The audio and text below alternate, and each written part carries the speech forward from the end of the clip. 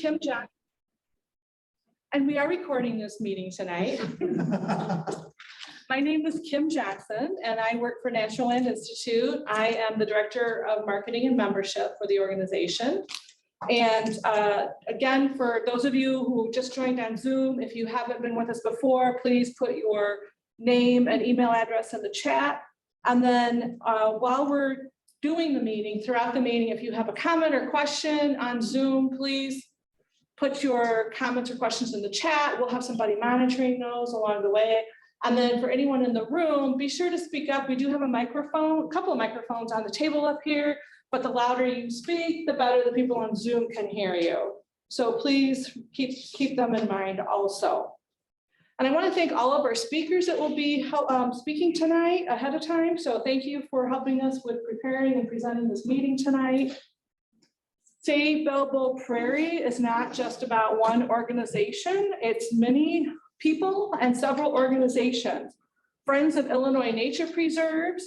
We have Amy Dahl, our executive director. You can see her through Zoom, I think, over here. And then Jillian Neese is, Amy is the executive director and Jillian is our campaign coordinator. And on Zoom, we have Rob Telfer, who's a campaign manager for Belleville Prairie through Friends of Illinois Nature Preserve. And our Illinois Environmental Council is another partner. And I really don't know if we have anybody on Zoom from there, but if you are here, thank you very much. And then Jennifer Kuroda, president of Illinois Mississippi Audubon Society, is with us tonight as well. And then, of course, many individuals who have helped us. Now, for National Land Institute, I already introduced myself. We have Jill Canay, who you can't see. She is here in the room with us, operating Zoom and the computer. And then Carrie Lee is our executive director, and she is going to be joining. Oh, there she is. She's waving on Zoom. She's with us that way. Thank you, Carrie.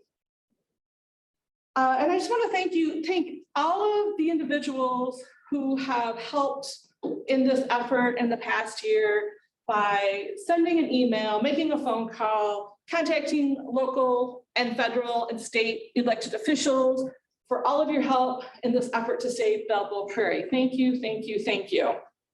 Why are we here? We're here to try to protect the Belleville Prairie, an 8,000-year-old prairie that's located on the Chicago Rockford International Airport property.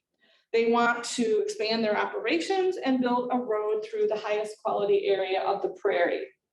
And that was originally about 25 acres and now it's down to about 14 acres. So they have already done some work out there.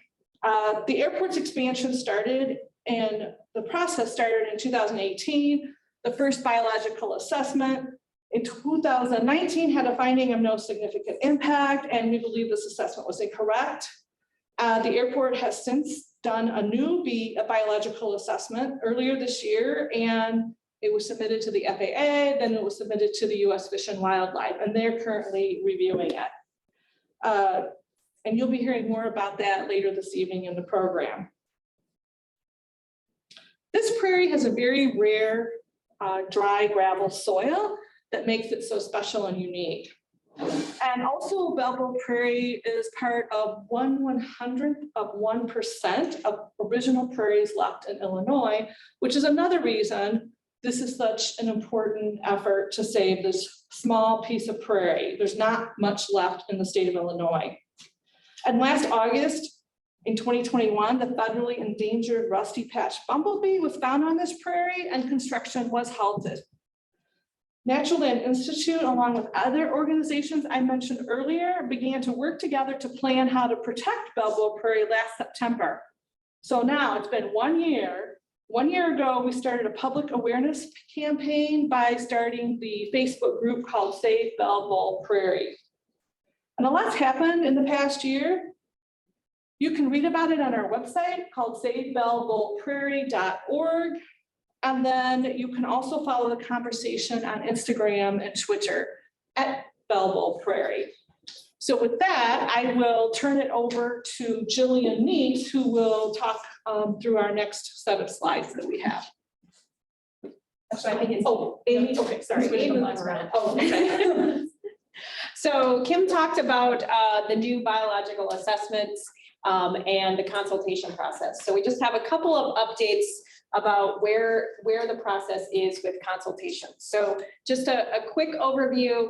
The state agency is the Illinois Department of Natural Resources. They handle consultation for any state listed endangered species, and then U.S. Fish and Wildlife is responsible for any federally listed endangered species. In this case, we're talking about the rusty patch bumblebee. So we have heard that consultation is still open with the Illinois Department of Natural Resources. In conversations with IDNR, that's a little bit confusing, but there is still a process that is still open with IDNR. So I'm going to walk us through it. So in November, the IDNR sent an updated consultation letter to the FAA regarding this project at the airport. And so that ended the consultation process that IDNR is doing on this project. But what they also did was tell the airport and tell the FAA that they should be applying for incidental take authorization because of the state listed endangered species. So when we heard last week that the attorney for the federal defendant said that consultation with the state was still open, this is what they were referring to. They have applied for incidental take authorization, ITA, for the state listed species. And we put the website, there's a link to the website. We'll also put it up on the Save Belleville Prairie website, where you can see all of the incidental take authorization applications. But right now it is listed as pending. If you go there, you can see that it's listed, but there's nothing you can click on except that it is pending, because they are still in the process of putting together their conservation plan. So the conservation plan from the airport has gone to IDNR. IDNR has sent it back to them with their comments. When they submit their conservation plan to the state and they are ready, that will start the public comment period on that conservation plan. So there will be a notice in the official state newspaper and in a local newspaper, but also you can get notified for when they are taking public comments on this conservation plan by emailing dnr.ita coordinator@illinois.gov. We will make sure that this is being recorded, so that will be there. The slides will be up, but we'll put that email address on the website as well. So that's how you stay informed about where things are in the state process with consultation. So technically, according to the state of Illinois, consultation is over, but there is still this process with incidental take authorization that will have a public comment period. So on the next slide, we talk about where we are with the federal process. So again, in April, the FAA submitted their biological assessment to the U.S. Fish and Wildlife. This isn't new to us. On May 5th, the U.S. Fish and Wildlife responded to that, and they said that this is initiating the formal consultation under Section 7 of the Endangered Species Act. So what's interesting is that then at the beginning of August, U.S. Fish and Wildlife has asked the FAA to reconsider their finding of likely to adversely affect the rusty patch bumblebee. And in that letter, they've noted, U.S. Fish and Wildlife has noted that the FAA is assuming that this prairie will be used as nesting habitat. The FAA is also assuming that there will be removal of foraging habitat in excess of 2 acres. But U.S. Fish and Wildlife in this letter has pointed out that there are 4 high potential zones for the rusty patch bumblebee within 10 kilometers. And then also in this letter, U.S. Fish and Wildlife is asking for clarification about the stewardship and enhancement plan that are in the conservation measures. So as far as kind of high level where we are with federal consultation, I like to just kind of say, okay, whose court is the ball in right now? Who is waiting for what? So right now, U.S. Fish and Wildlife is waiting for a response from the FAA to this letter that they've sent as of August 4th. So if you're just keeping high level overview, that's what they're waiting for in the consultation process on both ends. So that's where we are with consultation. We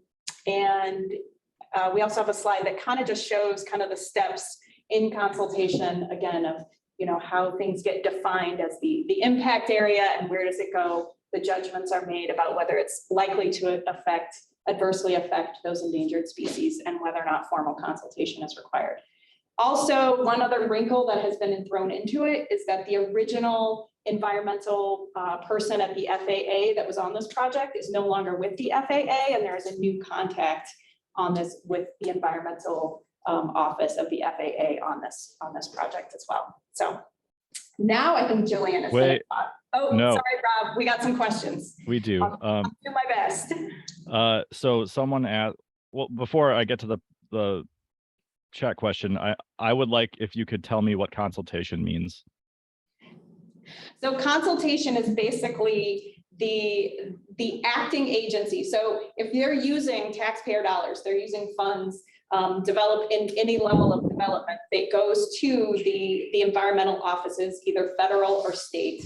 They are identifying whether or not the project is going to have any impact on state listed or federal listed endangered species. And then they are going to basically give advice or recommendations to the builder, the developer, whoever's taking this action about whether or not they can proceed, whether or not they can take actions to minimize the impact on the endangered species.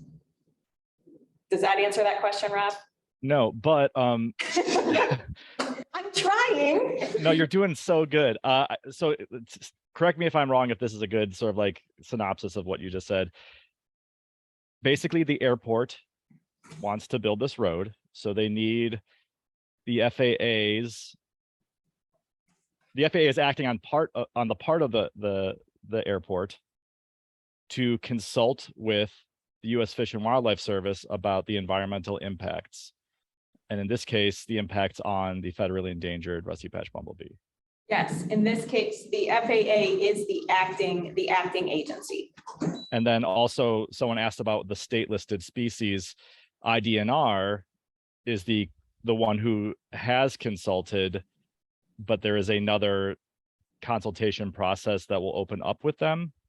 So the consultation process, the state has identified, so the consultation office at IDNR has said, these are the state listed species that you are likely to have an impact on by doing this project. So when that happens, then they give them recommendations that they do not have to follow. There's no requirement that they have to follow them, but they give them these recommendations and say, these are the ways you can minimize the impact on these state listed endangered species. It's up to us as citizens to get the airport to take the advice of IDNR. IDNR does not have the legal authority to make them take those recommendations.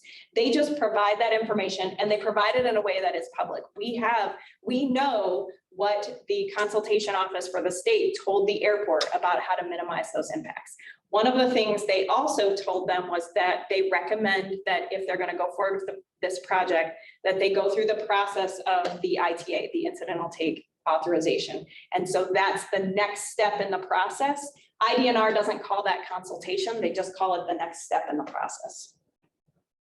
And the state listed species that we know are present are the large flowered beard tongue and the prairie dandelion, as well as migratory birds, correct? And maybe the red-lined leafhopper.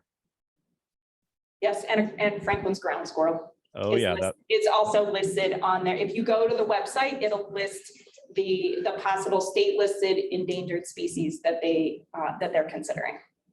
And then someone asked, can't a remnant prairie be considered endangered with or without an endangered species present? Legally, no. By those of us who care and are working on this, we do believe that, but there is no law that considers a habitat or an ecosystem protected by the Endangered Species Act, either state or federal. Great. There's more, but I think we'll be able to move on and get to some of it as we go. Great. A question here. Oh, I'm sorry. People in the room have questions. First of all, I'd like to encourage everybody to sign the list because people count. And you need to have the quantity to support your position and to support the meeting. So please, if you haven't signed up, please do that. This is probably a stupid question, but has an input been made from this area as to what species you are aware of that are endangered? Or are you just going by what the US says or the state says? So that's actually a good point. And in conversations with those offices that handle consultation at the state level, they're relying on their database that has records. And so it's also important that, and this is bigger than Belleville Prairie, but when you are aware of endangered species, when you find them, that gets documented and those things get sent to the state, because then when somebody says, hey, we want to do this project, they're going to their database and saying, are there any endangered species that are nearby or on this property? And so we have looked at what their list says and compared it to, I think, species list that we are aware of. And the plant list, at least, has been sent to both DNR and US Fish and Wildlife. And the fact that it is a prairie doesn't hold any water. Legally, it does not. An ecosystem in and of itself has no legal protection. It's individual plants, individual animals, but the ecosystem as a whole is not protected by the Endangered Species Act, either state or federal. Thank you.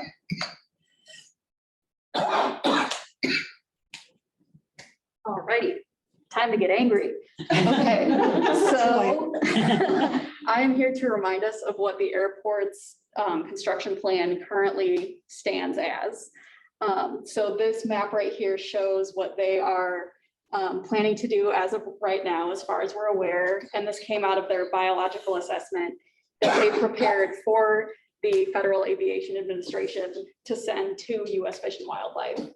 So as you can see, we've got the green section in the lower right corner, and that is the prairie. And that's the part of the prairie that they're intending to remain after this project is completed, which also kind of has a little asterisk next to it, because that just means this phase of the project won't impact the green part of the prairie. But if they decide to have another project after this one, that part of the prairie would still be up for grabs again. So it would for now retain 8 acres of prairie, that little green section, but the whole kind of light gray Tyrannosaurus Rex shaped figure going through the middle there is what the entire prairie is. So you can see that it really is about 3 or 4 times that size, and they're only intending to save 6 acres for now. And according to their biological assessment, this is the plan that best accommodates their forecast cargo operations, which, if you guys are paying attention and active on our Facebook group, I think we had someone post an article from, I don't remember where it was from, but it was about Amazon talking about how they're shrinking their air cargo because that's one of the sustainability measures they're taking into place, is that's one of the footprints that they want to recede on. So we think it's kind of interesting that the airport is not considering that a lot of their customers might be scaling back in a way that they weren't necessarily expecting in 2019 when they first proposed this project. Yeah. So where on that map is the bowl for Bell Bowl? Is it above where those airplanes are? Right here. Yeah, the bowl is actually gone already. They've actually already destroyed the bowl. It's super heartbreaking. Right there is where the. Yeah. So all those parking areas for airplanes have already been constructed, that blue area? They haven't yet. They've just destroyed the prairie and have kind of left it at that. So that was before we were made aware that this was happening, but everything in those red dotted lines is areas that have already been impacted by construction. Yeah, super, super frustrating and very sad. All right, we can go to the next one. And then here's some reminders that we talked about last time about some of the issues that we noticed when we read their biological assessment about these alternatives. So basically they proposed 4 or 5 or 6 alternatives that would, to a varying degree, protect more of the prairie or not. And the reason they chose the one that is their current design is because of these safety predictions about how curved the road is and the grading of the road, how steep it is. And they said that based on the average snowfall in Rockford and the average speed limit, it would be unsafe to have curves at these degrees, which we think is kind of a cop-out because there are plenty of places that have speed limits below the average speed limit of Rockford. And it's 2022 and we live in the Midwest. We have de-icing technology that can drastically reduce potential car or what are those called? Trucks. Yeah, that's the one, trucks. Truck collisions on curves and things like that. And the reason they were having these really sharp turns and not just using the big open space that's currently available is because they have this quote, future aeronautical related development, which is like super spooky and like they try not to touch on it, but going back to their, I think 2013 airport layout plan, which is depicted in this picture here, that means they're going to put in a third runway, which they currently have two. And they're like, we are going to be so busy, just packed with airplanes that we're going to need another one. But in order to produce that third runway, they would have Can you to, point out the third runway? yeah, the third runway would be right there. And this big M chunk right here is a neighborhood. It has commercial and industrial property, and they are planning on just taking that over. So they're saying like, yeah, we'll be able to buy out this neighborhood and all these properties and things like that. So they're operating under the assumption that this is going to happen. Therefore, they have to curve the road in such a way that leaves space for this third runway, even though that runway hasn't undergone consultation, it hasn't been planned, there hasn't been an environmental assessment done on that. So a lot of their plans are kind of cloudy because they've broken up their long-term plans into this piecemeal project. So it's hard to get a full picture of it and see what the long-term effects are going to be. Yeah. In that area, is anybody speaking up? Are they protesting? Yeah, we've been trying to contact a few people from in that area. And the airport is definitely keeping it on the down low because the airport is saying this is like a long way off. This isn't something that they have in their short-term view, but it's still affecting their ongoing design plans. So it can't be that far off if they're still making their designs around this idea. Yeah. So I really can't see very clearly from here from an image, but my recollection is this plan actually shows the prairie being preserved. Prairie is like right in the middle of the plan, but it doesn't really have buildings on top of it. Is that correct? I think, is this the prairie right here? Yep. So ironically, in 2013, their master plan Yeah, doesn't destroy the prairie. yeah. They thought they would be better people by now. So I just kind of keep that in mind. Yeah, that's a really good point. So yeah, it's just kind of like shady operation, breaking up this piecemeal project into stuff that's harder to comprehend and see what their long-term plan is. Have you tried, anyone from the group tried to speak one-on-one with the industry that's there, or? Not that I know of, no.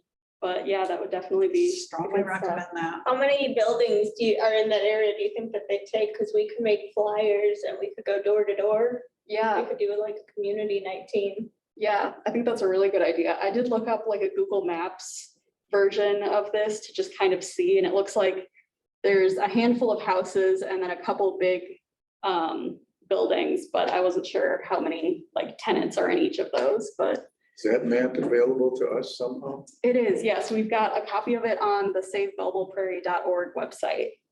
Do you know of any offhand industry that is there? I don't remember off the top of my head, no. Thank you. Mhm. All right, any questions from online? We're all just strategizing in a completely different thread. But basically talking through like the different companies that are utilizing the airport. This is sort of what we were talking about earlier, where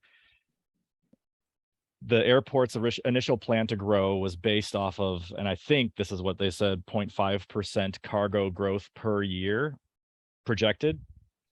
And we don't know if that's still true, like if they were to apply today, what that growth is. And so it might be that were they to run that projection again, that it is actually shrinking. which would be in line with what Amazon is doing and with inflation and all the things that have changed since they first started doing this plan. But we would need some help with that. Yeah, and we But have, oh, go ahead. no, and just that we should continue to pressure the clients of the airport to talk to them, because they're the ones who bring in the money. For sure. Yeah, and we have had some talks with Amazon people, and they claim that they have no lease on any of the buildings that they're building during this project, and they don't have plans to lease any of those cargo buildings either. So we're in the process of trying to find out who is saying that they are going to be using these buildings, or if anyone's saying that, or if they're kind of under a, if we build it, they will come kind of mindset, which would be really scary. Can you get anything from writing and from Amazon? That's a good question. We haven't been able to yet, but we're slowly chipping away at them, I hope. All right. I think the next slide will be Carrie introducing what NLI has been up to with the help of Geosyntec. Oh, hi, everybody. Thanks for attending. We're really glad you took the time out of your evening to sit down and talk about Belleville Prairie with us. So my name's Carrie Lee. I'm the executive director at the Natural Land Institute. And when the biological assessment was submitted to the U.S. Fish and Wildlife for their review, we decided that we would hire a consultant to analyze all of the alternatives that they had put into their biological assessment. And so Dennis Strayer and Dawn Brook did a review of the biological assessment alternatives from the consulting firm of Geosyntec. And Geosyntec, Dennis Strayer's worked with us on projects before. He has worked on very large projects, many similar to this kind of thing. He can tell you a little bit more about that in detail. But the scope of their work was really fairly limited to just evaluating all of the alternatives that were proposed in the biological assessment by the FAA. So Dennis is going to talk to us about his analysis and how some of the alternatives that were proposed to avoid the high quality prairie can be combined to avoid the prairie. We have taken the assessment of Geosyntec and we have sent a letter out to the FAA and many elected officials, federal, state, and appointed officials, including the airport board, saying, hey, take a look at this. This is an opportunity to maybe combine a couple of your alternatives to avoid the prairie. So on that, I'd like to really just introduce Dennis. He's going to be talking about these on the next few slides. And yeah, I'm sorry about my sound, Tom. I've been working on my sound all afternoon. So hopefully Dennis can tell you this story rather than me. And perhaps, Rob, you could take a look at chat and read out the questions that people might have for Dennis. And rather than me trying to read them out with my bad microphone. Thank you, Carrie. Does it matter where I stand? Yep, right over here. Okay. A little I camera. was hoping I could point to things. I'm about to get an extension on my arm here, I think. So let's start out with this slide right here. As Carrie mentioned, my name is Dennis. I'm an environmental engineer. Been involved with NLI for actually quite a while on various projects, including the Kishwaukee Corridor Green Infrastructure Plan. Interestingly, Carrie contacted me kind of off the record, behind scenes, almost a year ago and asked me for some advice on this. And now, interestingly, a year later, a lot of the things we were recommending are apparent in some of the alternatives that the airport has actually come up with. It's just that they haven't chosen the obvious alternatives that would save the prairie. My coworker, Dawn Brook, is a civil engineer, has worked on a lot of transportation projects. And so she had some very valuable input in some of the conclusions that the biological assessment came to in terms of road alternatives and why they weren't feasible or things that could be done to make them feasible. So anyway, starting out with this graphic right here, just so you have some perspective, this is the entire prairie. It's got these different zones. You can see in the crosshatch that some of those areas have already been destroyed. So if you look at the total life size of the prairie, I think it was 25 acres. It's down to probably 14 or 15 right now, but there's still a very significant amount that could be preserved. And the more, the better. So we're not just focusing in our review on protecting the high quality prairie, which is 5.2 acres. We're also looking at secondarily maximizing protection of the overall prairie, because the more buffer you can have around the high quality prairie, the more functional it's going to be sort of moving forward. So next slide.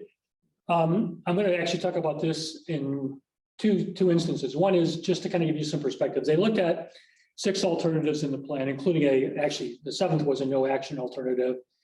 And they evaluated these from different perspectives. Does it meet the needs and purpose of the project?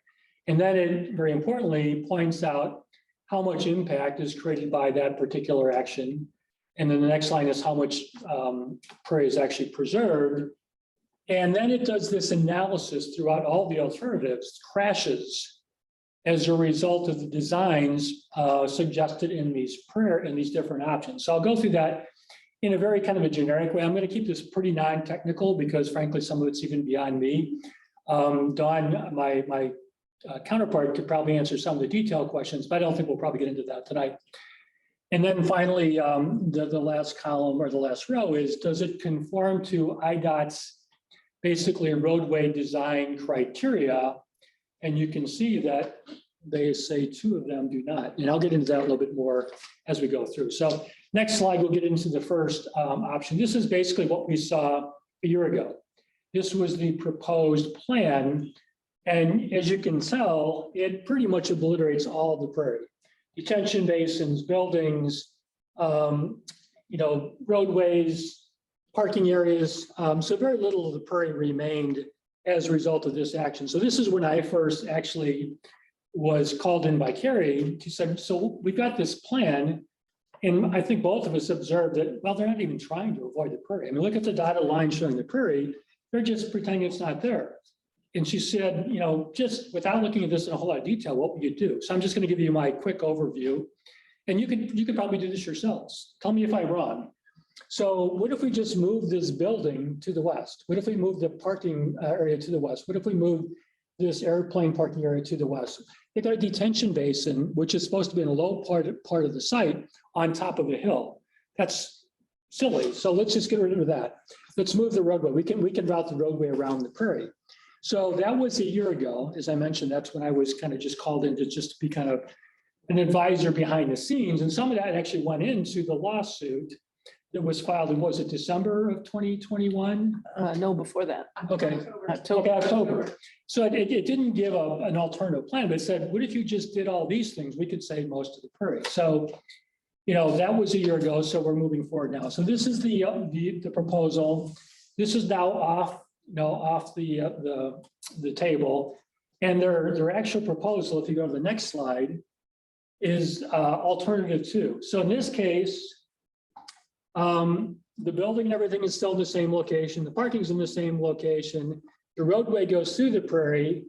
And the top half of this actually slices off high quality prairie. So I want to just kind of point out something right away. And I've been, again, just attending these meetings remotely, but I hear all this talk, well, let's just move the road. Let's move the road. Let's move the road. It's not that simple. Moving the road would be great, but really it's a much bigger impact. Even with this here, which is not a particularly good option, as mentioned, they're saving about 6 acres of total prairie, I believe, but they're only saving 4 acres of the high quality prairie. So we're losing a whole lot. With a road through it. With the road through it. Yeah. So it's going to impact lots of things. And again, there's roughly 15 acres of prairie left. Why not say 15 acres as opposed to 6 acres? So this is something obviously that most people in this room wouldn't endorse. So this is their recommended action. So let's move to the next one. This does a number of things. And as you can tell, all this prairie is left. So roughly, and again, my numbers may be slightly off there in the report, about 12 acres of prairie are left. So what they did is they moved the main building, and I think I actually have a typo in the report, to the west. But somewhat puzzlingly, they shrunk the size down to 1/2 the size of what it was. So it's about 500,000 square feet. It was originally 1 million square feet. But there's all this other area to the west where they could have just extended that building, and the parking is also moved. So this is a wonderful solution. A show of hands, is this better than what they're proposing? I think so, right? They're saving 12 acres of prairie. They're saving all of the high quality prairie. They're routing this road, which is really just an internal road, by the way, to the north. So great solution, but they rejected it. Why did they reject it? Because the building does not meet the economic objectives of the project. But they chose to build the building at half the size of what they originally proposed. So by definition, they're not going to accept that option. So our putting on our thinking caps, again, it doesn't take an engineer to figure this out. We said, well, just make the building 1 million square feet. There are some existing buildings and roads over here, which are basically in the report declared as obsolete to be removed. So there's no obstruction to move and extend this building further to the west. So without going much further, we could stop right here and say, this is a great solution. We're saving 12 acres of prairie. We're still fragmenting the northern part of the prairie. We're saving all the high quality prairie. Let's be done with it. Let's go. So anyway, this is, from our perspective, the ideal preferred single alternative in terms of meeting the objective. So we can go through the other alternatives now. Alternative 4 basically is like their preferred alternative, except it does reroute the roadway. Again, there's more going on south of here. And again, this is just an internal road, but it saves, again, about 6 acres of prairie, and it doesn't fragment the prairie. And it still loses, because the building and the parking are on top of the northern end of that prairie, it still loses some high quality prairie.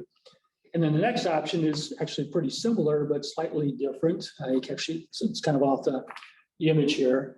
So these are both options that were proposed and evaluated in the plan, better than what they're proposing, but still obliterating a lot of prairie because of the building and the parking lot in the northern end.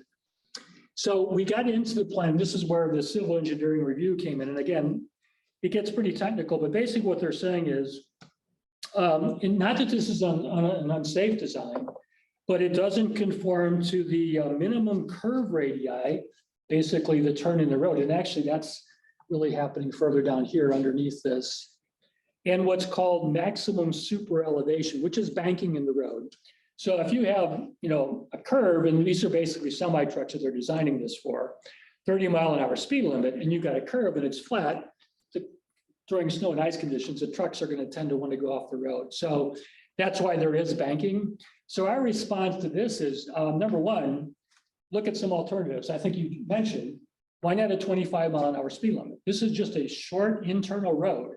You're not going to be losing any time or efficiency by going from 30 miles an hour to 25 miles an hour. That would inherently make this design safer if that's what they're concerned about. And then we also looked at and evaluated the IDOT criteria again for these curve radii in super elevation or banking. There's actually a lot more flexibility in IDOT's own internal criteria in terms of what would be allowed. So the fact that these two alternatives, 4 and 5, which route the road south of the prairie and avoid any direct impact on the prairie, the fact that these were rejected seems kind of curious. And again, we're not judging the consultant's work, because we think this is a good alternative. We're just kind of questioning why were these rejected, because there's actually some inherent flexibility in how you design these things, and flexibility on things like speed limits. So we think these are still viable. Again, this is not the preferred solution, but if they couldn't move the building, this would still preserve, again, about 6 acres of total prairie and 4 acres of high quality. So better than their proposed alternative. And then moving on to the next slide, this is the last alternative they evaluated, alternative 6. This takes an interesting option. It's very much like the recommended alternative. The roadway is still going through the prairie, except they're building a bridge, and arguably probably pretty expensive bridge, using tax dollars presumably, to avoid the prairie. But in reality, they're avoiding, directly excavating or, through the prairie. So it's going to have some benefit, but it still isn't a preferred option, but it's better than what they're proposing. So in terms of habitat and that kind of thing, there's always going to be fragmentation of habitat if you've got a road, even bridging a prairie in terms of things like grassland birds and things like that. So again, it is a viable option. They actually accept this as a viable option, but it is not their preferred option. So with that as kind of a quick overview, let's jump back to the next slide, which is the summary. So as I mentioned, to me, the best option, am I getting off camera here? You are. Okay. Just That's okay. pretend that I'm on camera. Hopefully you can hear me. So the best option, obviously, in terms of preservation of prairie, this preserves almost 12 acres of prairie. That's the one where the buildings are moved, the roadway goes through the northern end, still bisects the prairie, but it's a low quality portion of the prairie. So by far, it is the best option. The next two best options, again, would be these ones where the buildings aren't moved, the parking lot's not moved, but the roadway goes through the south. So that's preserving, again, it's about 6.7 acres for both of those. And, it still doesn't protect all the high quality prairie. So again, not the ideal solution. But again, both of those options are rejected because it doesn't conform to the sort of the standard IDOT design criteria at a 30-mile-per-hour speed limit for roadway curving and this banking of the roadway, again, which we think are fairly easily argued through if you're really serious about trying to protect the prairie. And then finally, 8.7, alternative 6 has the same impact, but it's resulting in a bridging. So I think I'll just stop there. I'm not sure there's a whole lot more to say. Oh, let me say actually one more thing. They do actually a modeling exercise of different alternatives because they're concerned about safety.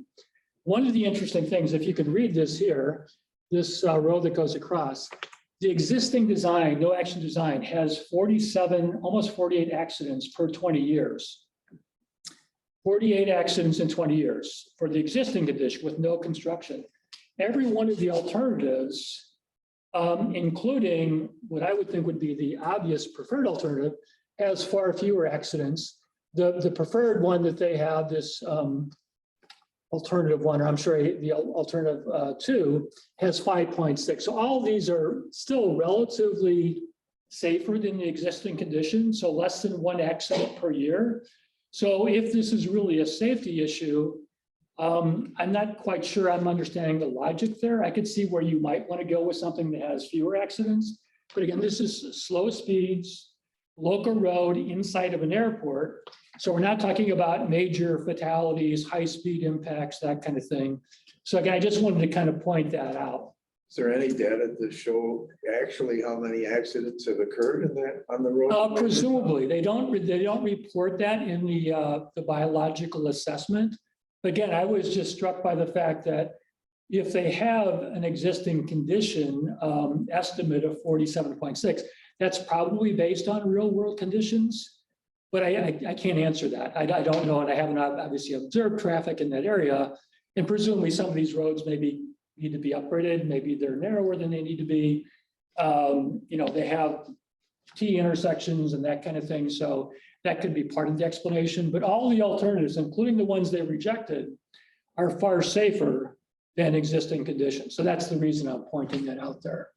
So I guess I'll stop there, see if there are any questions. And yes. I apologize to what officer or to what entity have these alternatives been proposed, and who is it that's objecting to alternative 3?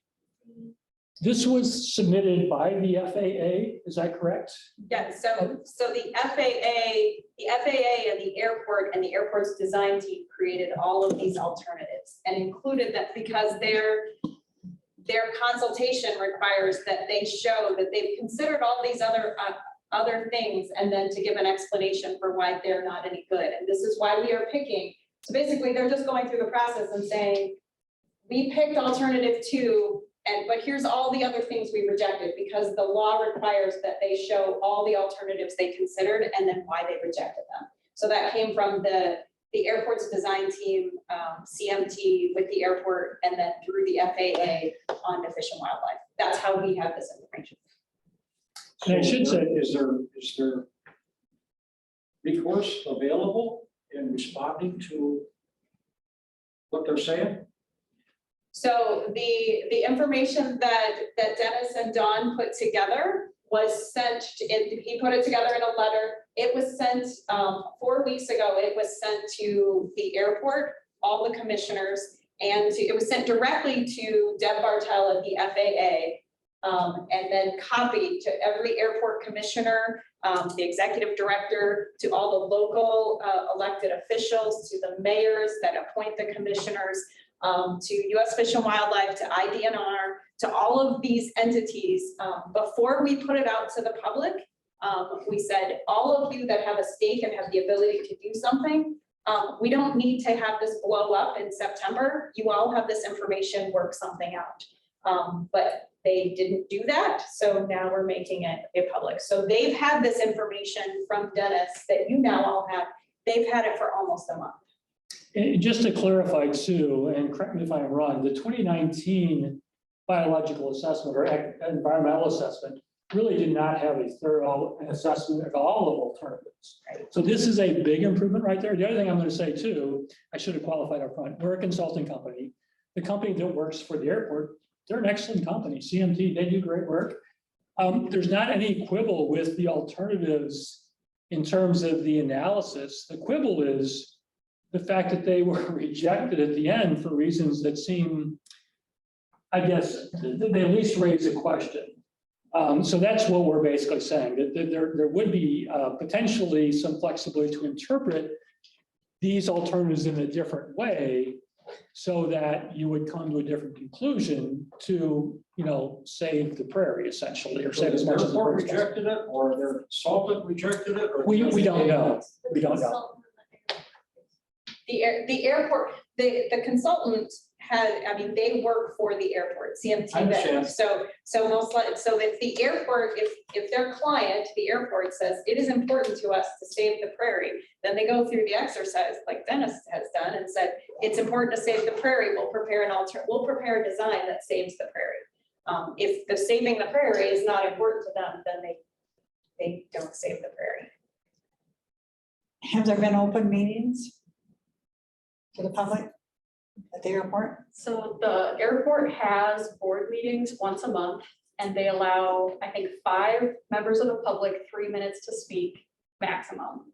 And they will cut you off. They set a timer on their phone and say, okay, thank you, you can have a seat now, if you go over. And they don't listen to you. Like, they kind of like spin around in their little spinny chairs, and they talk to each other, and they don't listen to the people who speak. Are the So when people, you get a response to these people, I'm just still trying to figure out who is having an issue with the alternates. We're not getting a response from these people. So Okay, there is, yes. So Yeah, there's no response. I know the drill. Yeah. okay, There were, and I'm sorry, you asked also, is there a public comment? Or was there public input? So in 2018, when they were going through the original process for this midfield expansion, there was public comment. They put a tiny notice in the newspaper, and there was a public comment period.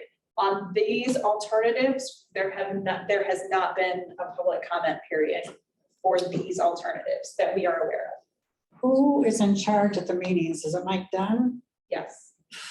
And Paul Cicero is the chair of that board, of the board. I'm as well. sorry, Paul Cicero is the chair of the board. Mike Dunn is the executive and director. who of the appointed board. Paul? Which entity? That is a good question. I don't know which mayor appointed Paul.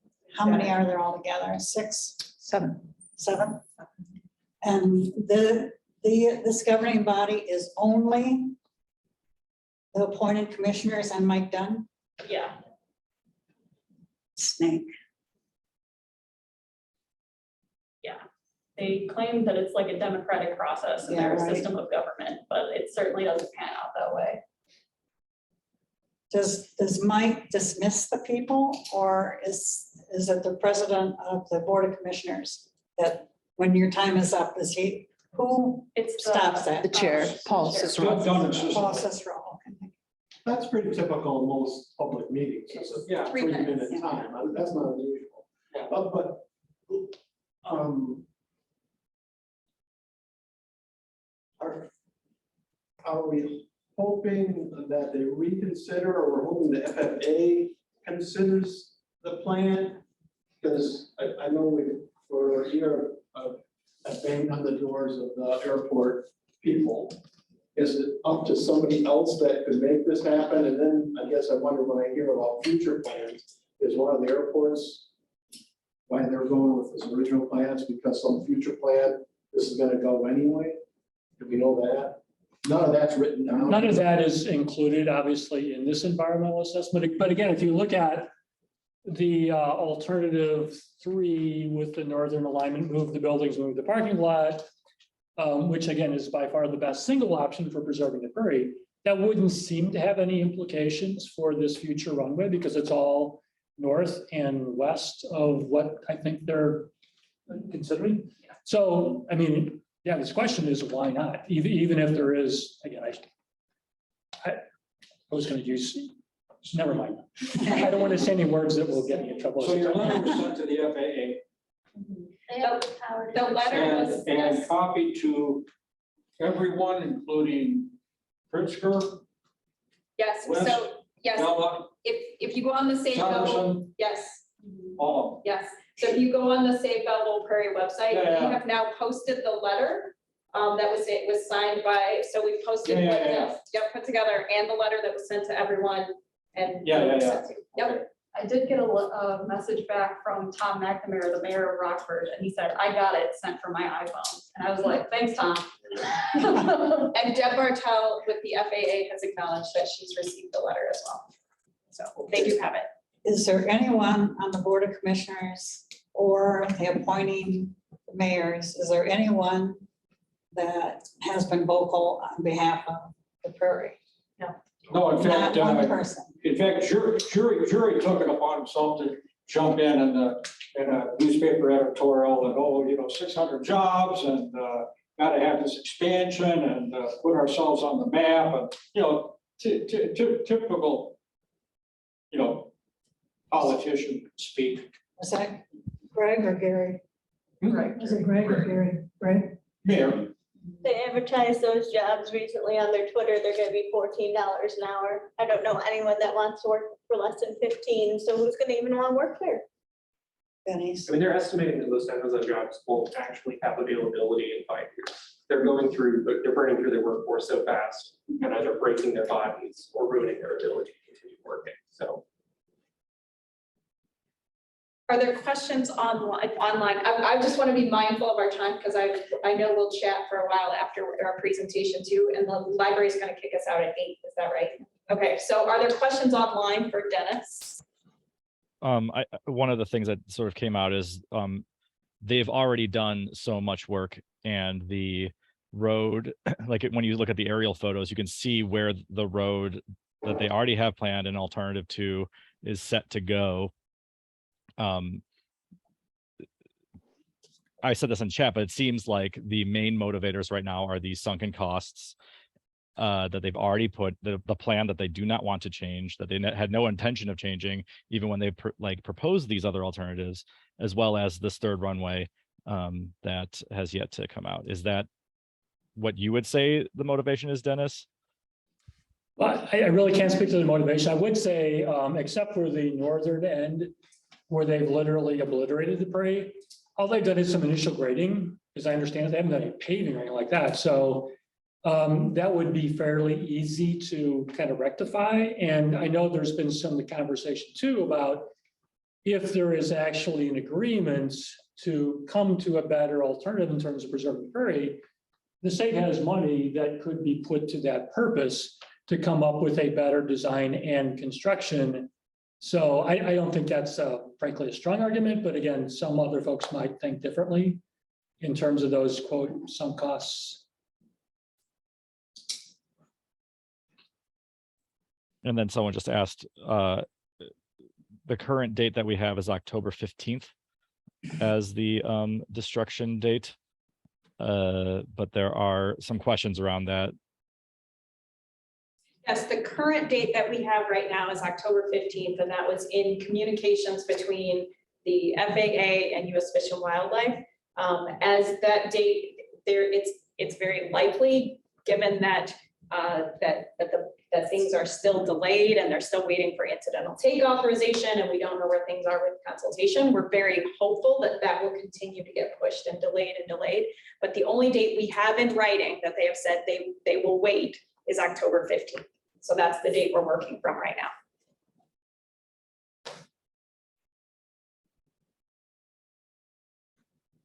Is there a list of people that actually, the users of the airport, do we have, other than the big guys? Is there a list? So yes, we have, and we do have a couple more slides we can go through too, but a couple more updates. But if you look on the airport's website, they have posted their budget for fiscal year 2023, which is the current year we are in right now. And there is a list in their revenue that shows who pays rent to the airport, which companies pay rent for space at the airport, both building space and land space. So we are working on getting copies of some of those leases from the airport as best we can. I have a question. Has there been any comment from the senators on this information? Yeah, so nobody has made any public, no elected officials have made any public comment at the federal, state, or local level in support of the Prairie. In conversation with Durbin's office, because much airport money is federal money. So in conversations with staff in Durbin's office, they have said if the airport is willing to change the plan and it requires funding, that they would be willing to work with the airport to try to find that funding. So there are willing partners to help them find. They can't guarantee that, here's millions and millions of dollars, but they are supportive of trying to find funding for doing this the right way and sparing the Prairie. Thank you, Dennis. Thank you. Thank you. Thank you. Okay, and so the other approach to kind of what's happening, the other update, there, as was mentioned, there was a lawsuit filed at the end of last October. It went before a judge. It was a jurisdictional hearing. Basically, the judge once said there was argument about whether or not this was the right court to file it in. Interestingly, before we talk about what they found, this judge also was pushing for mediation for both sides to sit down and have a conversation to work this out. In court on the 31st, the judge asked both the lawyers on both sides if they were interested in mediation. NLI's lawyer said, yes, we are open to sitting down and having a conversation about this. The airport's lawyer very clearly said, no, there is no interest on behalf of the airport for sitting down to talk about this. At the end of the day, the judge dismissed the lawsuit without prejudice, basically just saying this isn't ripe. The case isn't ripe right now, because the argument that is being made is that what NLI was asking for in the lawsuit, don't destroy the Prairie and do a new biological assessment, is exactly what is being done right now. So there's nothing that this judge can do. And if there is something to be filed later, it would go to a different court. And so that is, it's left open for refiling in the future. So that's the update on the legal process. And I think now Rob and Jen Kuroda are gonna have a conversation on Zoom. So I might want to turn the slides off so we can see their faces. Okay. All right. Yep. Our beautiful faces. Yes, I'm sorry I left out that. As you too. Hi, everyone. We're running a little long, so I apologize. And maybe we could pin Jen's camera. Does Jen have a camera, or is she just a voice, a disembodied voice? Well, I have a picture. That's great. not Look at that completely picture. There you are. But if I turn my camera on, my connection's going to get unstable. I understand. So we'll just look at your little smiling face. So we were just going to talk a little bit to you because for those who don't know, Jen Carota is a Rockford area conservation hero. She has done a lot of work over a long time to protect the wild spaces of Rockford and the creatures that inhabit them. And so I just wanted to, we thought it'd be great to talk to her because she is someone who's had a lot of history with the natural area and fighting for it. And I was wondering, how much has Rockford nature changed in the time that you've been working on it? Well, some of it has improved and some of it has gotten worse. I think even more recently, the city became recognized as a tree city. So they are doing some things right in terms of their conservation efforts. And I've worked with them on some language for more bird advocacy in the city. Closing in 30 minutes. Please use this time to check out any materials you wish to take home with you. The library is closing soon. Yeah. And my daughter worked on some advocacy work to get a bird named as an official city bird too. So there's some things they're doing right. I think when it comes to the easy ones, right? You know, naming a city bird is pretty easy. It doesn't really impact their finances, right? It's a way for them to have good press. And, you know, Sinisippi Audubon does the legwork for them. But something like the airport, you know, it's just disappointing to see what's happened out at the Prairie. I went out when Tough Mudder was out there, and that's when I had gotten close enough to see that there's barbed wire around it.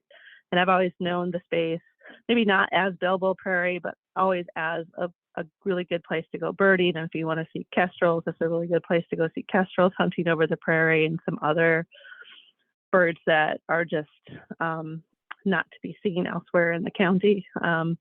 So yeah, it's like I said, it's just disappointing to see what's happened out there. And I did have the opportunity last fall to go out onto the prairie with Jack White. And I think for me that it was a very impactful moment for me to be able to spend time with him. I was quite emotional. I think when you have the opportunity to be out there with somebody like him who can show you just how diverse the small area is, and really just as diverse, just as much biodiversity as a rainforest, and it does not get the attention that rainforests do. I even heard a segment on NPR yesterday about the rainforest. I'm like, well, where's our segment on Belleville Prairie? Because it's just as important as the rainforest. But to know that that little piece, that little prairie is such a biodiverse area, and we don't have that anywhere else in Winnebago County or anywhere else in the state of Illinois, and the thought of losing it is it's just very heartbreaking. So you So bought that's what I've tickets. seen. Yes. You bought tickets to Tough Mudder. Did you care about the mudders? No, you know what was really, I wish I would have known how easy it was to get in, because I did spend money to get a spectator pass, and I was literally waved in, like nobody stopped me and checked my ticket. I went and parked, and I got as close to the north side of the prairie as I could and tried to blend in. And I immediately walked up to the prairie as close as I could get. And that's when I ran into the barbed wire. And I walked up towards the event because somebody asked me if I was confused. And I'm like, no, I'm not confused. I know where I'm going. And as I got closer to the event, they had this big stage, and then the road that's constructed, right, it's just ready to be paved, goes all the way up, and there was a big stage on there for Tough Mudder.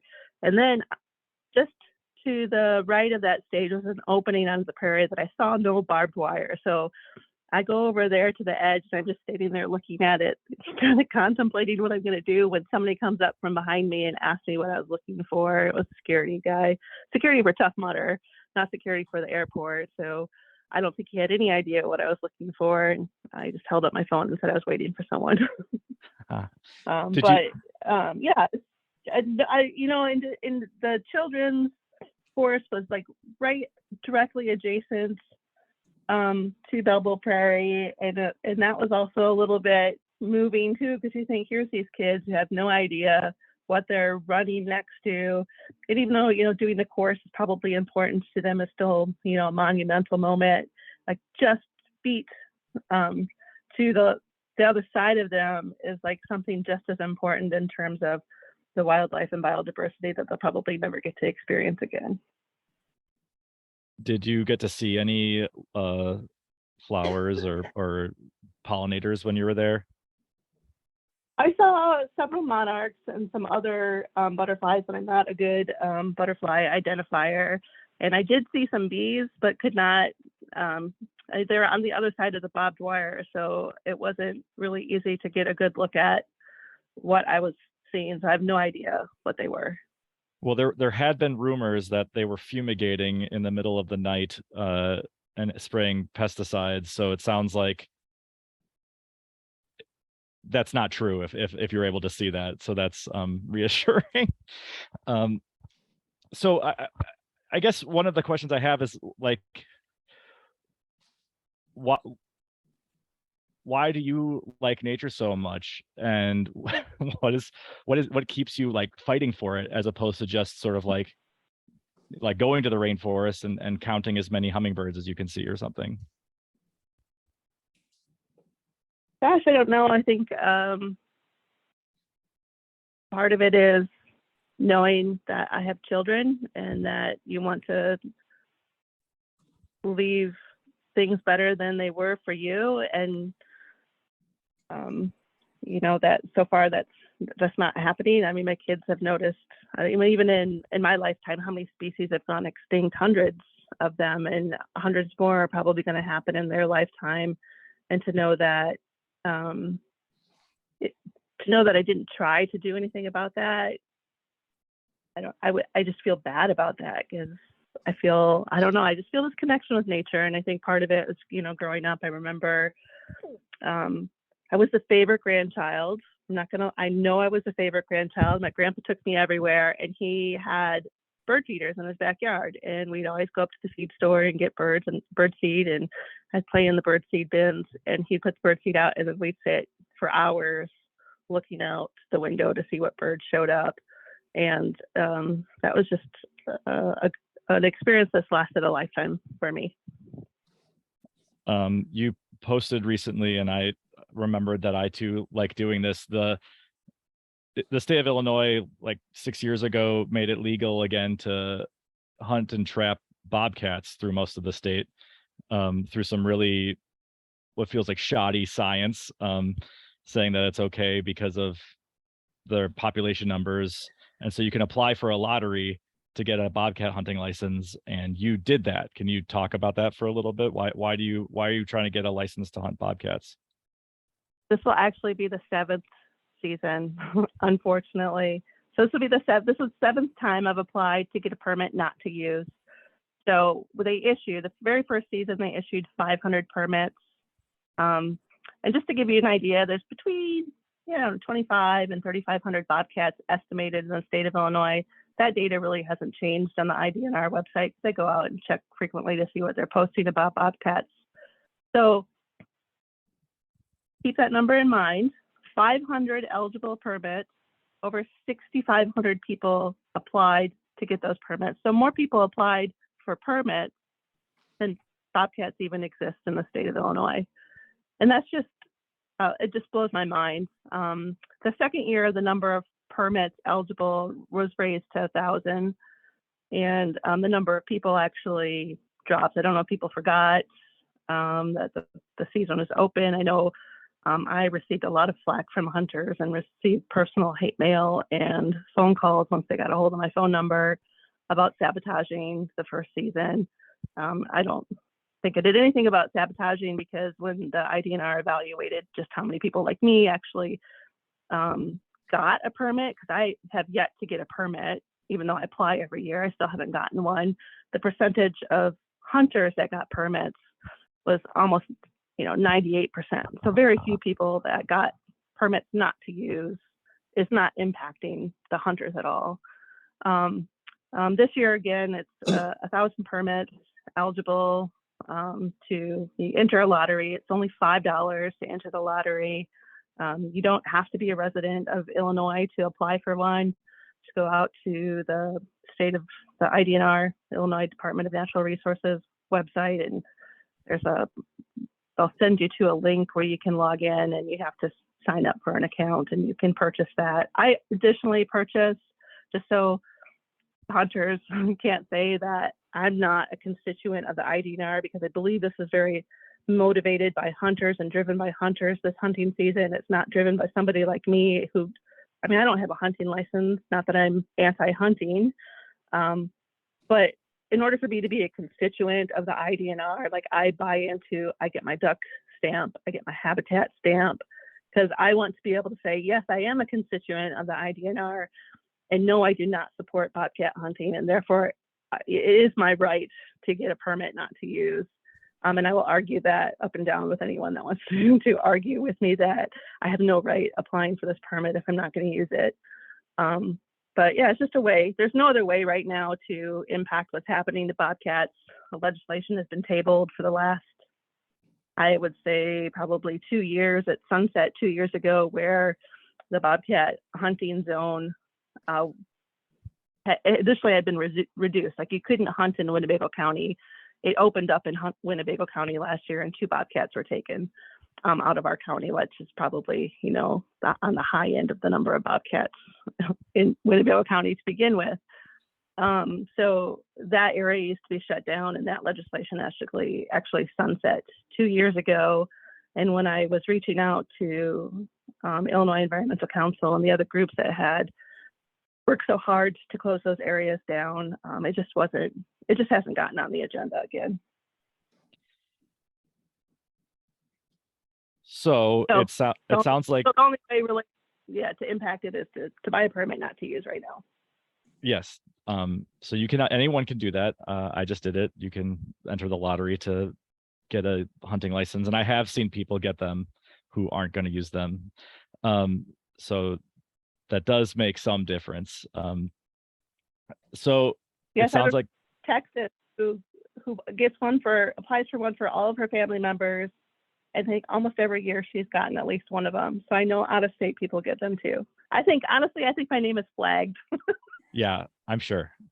So we are going to be kicked out of the library pretty soon. Yes. So could Jennifer maybe talk about Cycle on Second as a kind of intro to the rest of the stuff that we're going to be talking about? Can you go to the next slide, Jill? Ba-ba-da. Yeah, so Cycle on Second is happening on Sunday. It's where they closed down a portion of North 2nd Street from Auburn all the way to State Street, so all the way down to the area by City Hall. And it's the southbound lanes, and it's open for bicycle traffic. Anyone can go. It's a free event.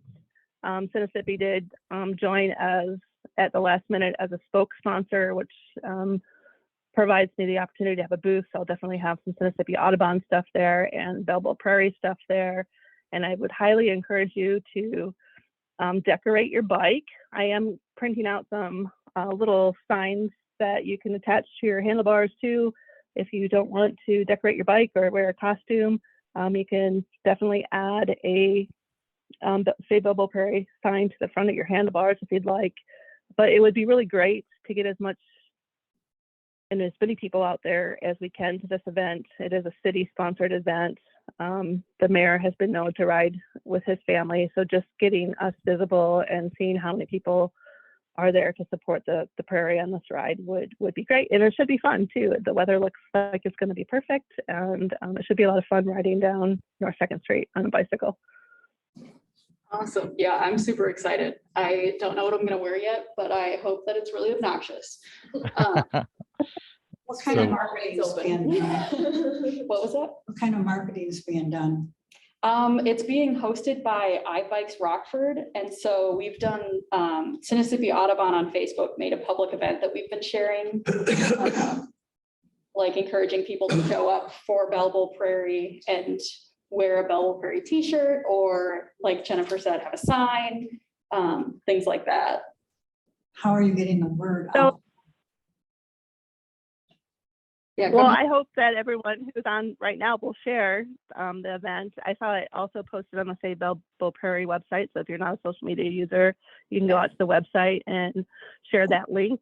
The meeting place is, if you know where the YMCA is, on 2nd and Y Boulevard in Rockford. We're meeting down in the lower parking lot by where the row house is along Madison Street. Since I have to set up a booth, I had really picked another location, but since I have to set up a booth too, it's going to be more convenient for me to get down to that parking lot from the booth area if we meet there instead. We posted in the chat the link to that. And Jen, I'm sorry we have to cut off our conversation so that people can return their books or whatever. But can we applaud Jen for existing, and people online applaud quietly to yourself, I guess. Thank you so much. And we are going to briefly talk about what's coming, and our sort of thoughts around the strategies that we need to adopt. So am I talking about this, guys? If you want to. Okay, I'll breeze through it. So essentially, we need to continue to have pressure on the people that we've always been putting pressure on, and who sort of pass the buck on each other, to say it's not me, it's this person. And that is all the folks that we have up on the slide here. But we do know that places like Amazon and UPS take the bad PR very seriously, and will have lots of private conversations about it, even if they don't make any public statements. So it does matter, but obviously you have to do a lot to get attention of big companies like that. So the local elected officials, the mayors of Rockford, Loves Park, and McChesney Park, as well as the Winnebago County Board, are all the ones who appoint the airport board, who are the ones who are the bosses of Mike Dunn and Zach Oakley and all the people who run operations at the airport. And so they are the ones who are who have to answer to their constituents, and they should be. I feel like one thing that we can continue to say to these people is that they are setting a legacy here that we will not let them forget, and that they will always be associated with us with the destruction of one of the rarest places on the planet. And do they want to be those people for the rest of their lives? Maybe, but at the same time, these are the folks that we think that we need to continue just to pour the pressure on. And yeah, is there another slide after this? Can I add something Sure. to that, Rob, please? Of course. Before you move Carrie, the go. slides forward. Rob? I don't have control of the slides. I think Jill does. Oh, Jill, can you move the slide back to the other one? Yeah. Listen. So I would like to add under that second bullet point is really our state president of the Senate, of the state Senate, Don Harmon, is a Democrat, and he's really interested in this.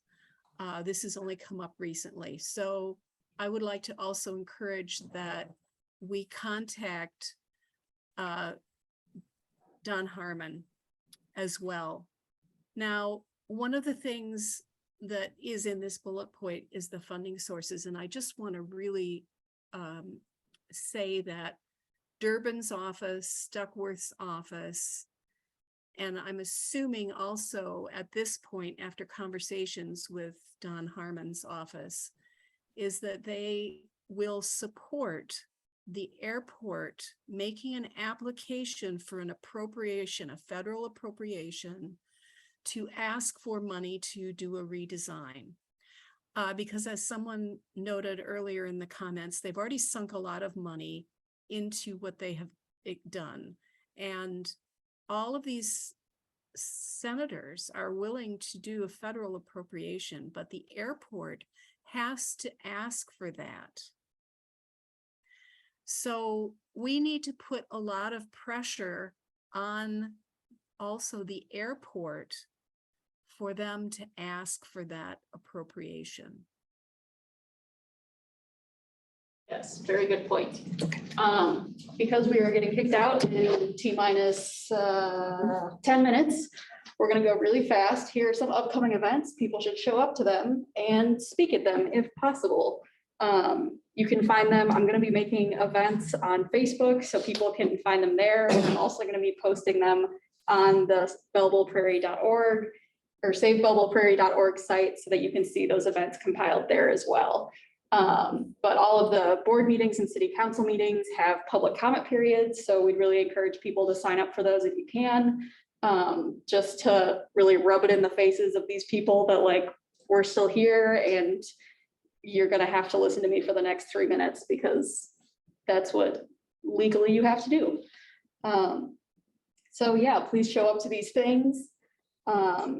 And I think that is the end of our presentation besides taking action. So if you have time and are not being kicked out of a library, I would encourage you to take some time to fill out a postcard, which we have in person that folks are welcome to start filling out. They are on that table.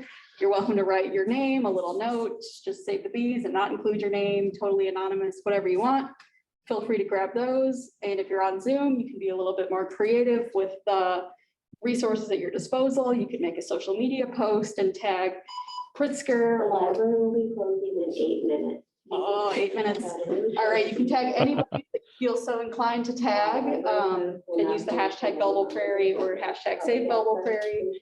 And that would be absolutely excellent. And we really appreciate it. Thank you, everyone. I think we might have to shut down in person pretty quick and then chat while we pack up. But you guys on Zoom are welcome to stay and discuss and strategize for a little bit longer. Well, I too am going to leave, and I think that Okay. what I put in chat was the form to fill out if you want to become what we're calling a Belleville Prairie ambassador. That is a place where we're just trying to coordinate all of those events you just saw and get people to as many of them as possible. And so, and also lots of creative ideas are welcome. One of our ambassadors, we're going to play one of her original pieces that she wrote, a choral piece, but we can't, but she's here and we love you, Ayana. And we'll share it later, and it's beautiful, and you're all